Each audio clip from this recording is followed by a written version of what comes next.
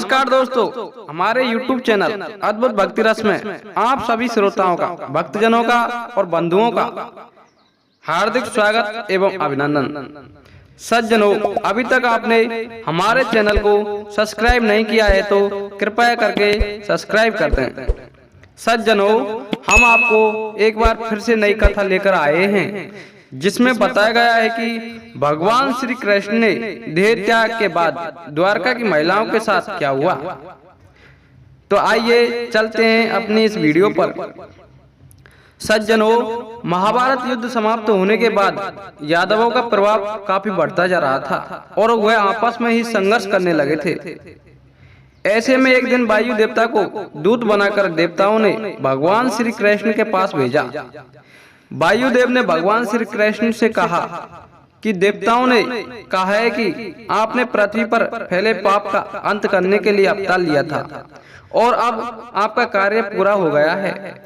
अगर आपकी इच्छा हो तो आप अपने लोग वापस आ जाएं, अथवा आपकी अभी और पृथ्वी पर रहने की इच्छा हो तो आप रह सकते हैं। तो सज्जनों, भगवान श्री कृष्ण ने कहा कि जब तक यदुवंशियों का अंत नहीं हो जाता तब तक पृथ्वी का भार कम नहीं होगा, इसलिए अब मैंने इनके अंत की व्यवस्था कर दी है और अब केवल 7 दिनों के अंदर मैं भूलोक का त्याग कर दूंगा। सज्जनों, भगवान श्री कृष्ण के ऐसा कहने के बाद वायुदेव वापस चले गए, लेकिन द्वारका में अपशकुन के बाद दल मंडराने लगे। एक दिन सभी यदुवंशी प्रवास क्षेत्र यानी वर्तमान सोमनाथ मंदिर के पास स्थित समुद्र तट पर आए। यही यादवों में आपसी विवाद हो गया और वह एक दूसरे को मारने लगे। कुछ ही समय में सभी यदुवंशी काल के गाल में समा गए। सज्जनों, इस स्थिति को देखकर बलराम जी सागर तट पर बैठ कर गए। भगवान श्री कृष्ण और उनके सारथी दारुक ने देखा कि बलराम जी के मुख से एक विराल बहुत बड़ा नाग बाहर निकल रहा है। समुद्र उस नाग की स्तुति कर रहा है। कुछ ही समय में वह नाग सागर में समा गया। इस तरह बलराम, जो शेषनाग के अवतार थे, शरीर त्याग कर क्षीर सागर में चले गए। सोमनाथ मंदिर से कुछ दूरी पर जहाँ बलराम जी ने देह त्याग किया था, वहाँ बलराम जी का एक मंदिर बना हुआ है। सज्जनों, बलराम जी के देह त्याग के बाद भगवान श्री कृष्ण ने अपने सारथी से कहा कि अब मेरे भी जाने का समय हो गया है, इसलिए मैं योग में लीन होने जा रहा हूँ।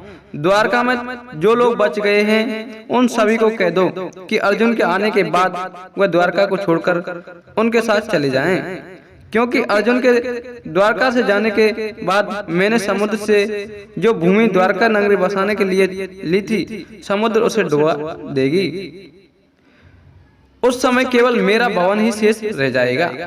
सज्जनों, इसके बाद भगवान श्री कृष्ण योग में लीन हो गए और जरा नामक शिकारी ने भगवान श्री कृष्ण के पैर को मृग की आंख समझकर दूर से बाण चला दिया।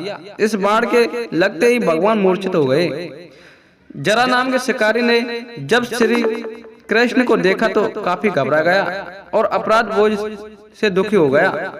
भगवान श्री कृष्ण ने जब जरा को समझाया कि यह तो मेरे विधान से ही रचा हुआ था, मैंने स्वयं ही अपने देह त्याग के लिए इस विधि को चुना, क्योंकि तुम्हारे पूर्व जन्म का ऋण था मुझ पर। जरा शिकारी पूर्व जन्म में बाली था, जिसका वध भगवान राम ने किया था। सज्जनों, जब अर्जुन द्वारका पधारे और सब हाल जाना तो यदुवंशियों के सब पहचान कर उनका अंतिम संस्कार किया। श्री कृष्ण के जाने के बाद रुक्मणी और जामंती ने भी देह त्याग कर दिया।